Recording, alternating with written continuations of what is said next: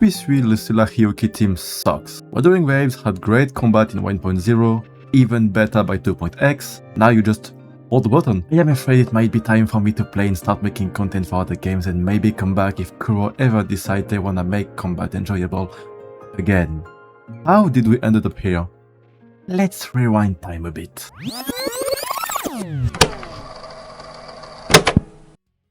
Hello everybody, my name is Markiplier and welcome to Five Nights at Freddy's. And to unlock the phone, I just take my finger and slide it across. I hold in my hand the GeForce GTX 680. Okay, in 2001, Super Smash Bros. Melee released, and already there was a bunch of nerds trying to figure out who was the best at foxmaxing, even though the tier list looked like this, so kickmaxing, I suppose? In 1993, they were already there playing Doom in some shady garage doing LANs where mouses used to have this ball inside that collected every speck of dust on our desk, and if we go way back in time in ancient Greece, so a long time ago, there was this thing called Agon, which was basically contests in horse racing, music, athletic, in short a bit of everything. And again, point of the competition, knowing who is the best.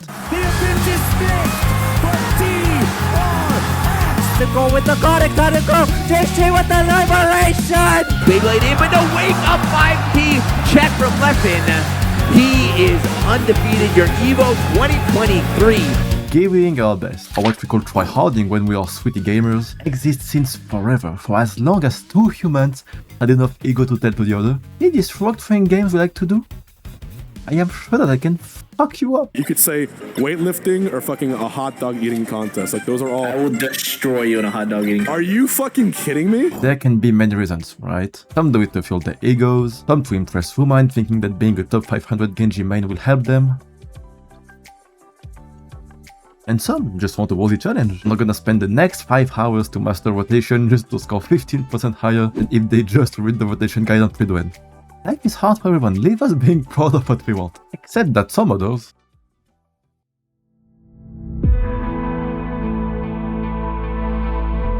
don't want to spend an insane amount of time tryharding. Again, many reasons, and we all have to respect everyone's decisions, but the consequence of this, two sides are now existing, tryhards and casuals. And those two will always exist together, we just explained it. If you are a small indie dev or someone making board games, your player base will have both sides. So who says game, says casuals and tryhards. And while it may sound like both sides of the same coin, you know, like 50-50, truth is they are not equals. Like, at all. One is way more powerful in sheer number than the other one. Problems. When you are a company that wants to make money, you need to satisfy as much people as you can. Basic math class, 2 is bigger than 1, or that you know it. So most likely, this side. As many players include the kid that's gonna have his perception of woman change forever after seeing Changli, to the high school student who is already deep in the hole, to the mature and responsible adult who, he is even deeper. But this guy, he has a job. If this guy is satisfied with the game, you've basically won. So you will cater the game to this part of the player base. The same guys who are more susceptible to spend money when they see this. Although there is a tiny issue. This guy has things going on in life. Maybe he has kids, a social life. He's at an age where you have mental breakdown and existential crisis every 10th of the month. Automatically he has less time to spend on the game. And even if he did have some, he probably don't want to spend it learning the 10-second gen opener. And after, I don't know how long we are getting there, you finally have your game. Our devs, Solon, my CEO, all that, and when you're this good looking with a lot of ambitions, you want to make a game that will satisfy casuals and tryhards alike. And Kuro game, we could say that they did a pretty good job.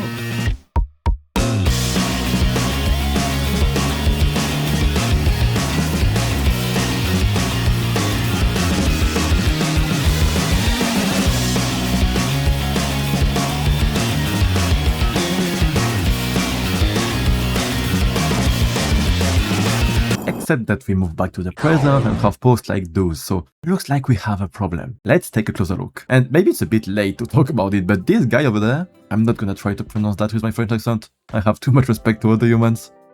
Eugene? I tried, you tell me if it's good or not. You could be like, we see, why would I even care about this nobody renting? Except that guy.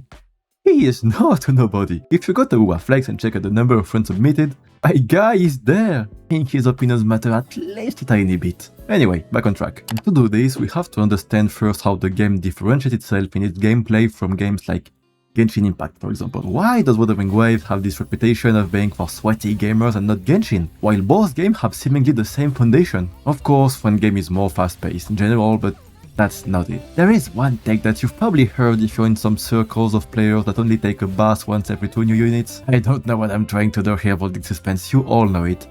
It's Quickswap. Quickswap is this tech that allows you to switch character while the first one is still in their animation. You do it to do anything you want. Hit the mob, charge something, ulting, doing some secret techs, anything really. And if this tech is absolutely goated, it's because you can very well be the casual guy and completely ignoring it, or the tryhard, and you can break your fingers looking like a StarCraft player doing whatever the fuck that is. This exists and did bother absolutely no one. Except that guy. It is the thing that differentiates your average player from the others. If you master it, your gameplay will look like you are not playing the same game. So when Kuro Games, the devs, mess with this aspect of the game, not everyone is happy about it. Okay, let's go back in time. Again, historically, Quickswap has always been a bit restrictive. One of the core mechanics of Wuthering Waves is outro buffs. You charge the bar around a small circle, characters are all shiny and glowing, you switch and boom, your on-field character has a buff. Except that this buff, you often have one issue. Switch character again, and you are fucked. So you have to save most of your burst in this time window. Quickswap in itself isn't just increasing your APM to make you look cooler, no. It's a tool that allows you to optimize your burst in this time window, make this time window happens faster, and in some cases to create more of them. So we just saw the main limitation, which it's one thing, you know. It's not like they will add anything to make it worse, right? Right? Okay, to check that, let's do something that no one likes to do, I'm sorry. We are gonna read Kate. Not everything, don't leave yet. Cast heavy attack geopotential shift to deal fusion damage. Afterwards, Mornier jump into mid-air and enters wild field observation mode. Additionally, performing environmental interactions using utilities or switching to another resonator ends wide field observation mode. Casting basic attack spark collision sends Line into kaleidoscope parade. Consume 1/3 of the max limit flow to deal spectral damage. Switching another resonator resets the combo. While casting this skill, hold resonance skill to deploy focus ring. Releasing the resonance skill button when the cursor falls within perfect focus will trigger spotlight. Switching another resonator while casting spotlights, and the skill only. So, do you see the issue? Of course you see it, it was pretty hard to miss. Problem here is that Kuro Game is actively implementing limitation to restrict Quickswap. My knowledge, the only character that had something similar is Carlotta with her buff when you do the hold left click attack. Maybe the others, I don't know, I don't have every character, so I'm broke. But anyway, this, in French, if you want to be polite and something is bothering you, we say que ça casse bien les couilles quand même. Imagine if, I don't know, Chang Li would lose her stack if you switch, just because some brilliant mind at Kuro Games added one line of text in her kit description that basically says, you're fucked! And to be clear, the issue here is not that character doesn't have a high skill ceiling, having more casual characters is perfectly fine. Doing basic 1-2-3 rotation, perfectly fine as well. If people are telling you how shit you are at the game because you do that, take a step back and see the whole picture.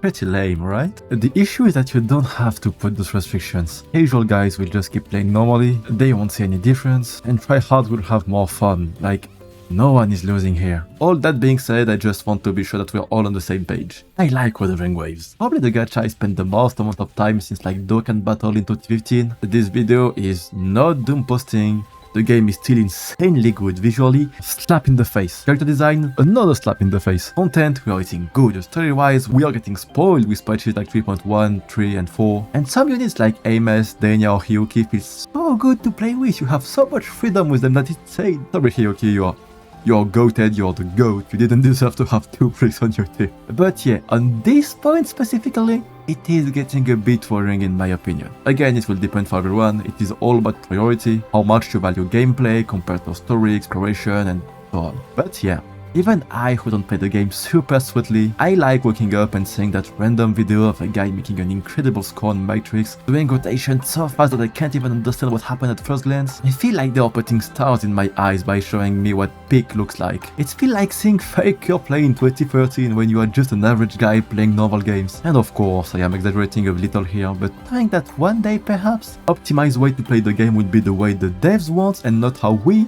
the players, want, a place where creativity has no place anymore in the whole equation. This makes me worried a bit. Well, if they add housing, I won't complain though. Have you thought about it with all the assets they have, and if they push the thing to the max, and I'm sure it could be insane, like having your wife with you in there and a big garden.